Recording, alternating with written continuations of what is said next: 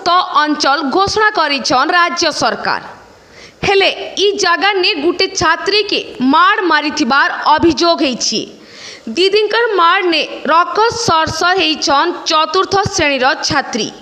एंता गुटे सांघातिक अभियोग आसीछि बलांगीर शहर ने थिबार इच्छापड़ा प्राथमिक विद्यालय नु।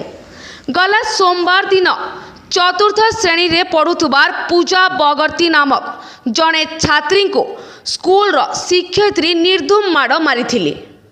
ई निर्धूम माड़ रो कारण इटा जे पूजा पाखे बसी थिबार ताकर गुटे सांग सांगे कथा हेबार देखी देले दीदी। तारपरे दीदी रागी करी पूजार पिठी ने बाड़ी ने निर्धूम कसी देथिले।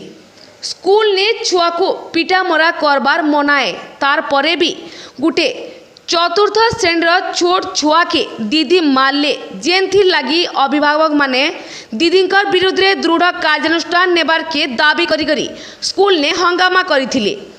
यादे स्कूल के शिक्षा विभाग अधिकारी डीसीपीओ और सीडब्ल्यूसी चेयरमैन आसिकरी तदन जारी रखिछन। सियाड़े माड़ मारिथिबार शिक्षयित्री के गुटे एनजीओ चाकरी देथिबार जना पड़िछि। ब्यूरो रिपोर्ट बिगुल टीवी।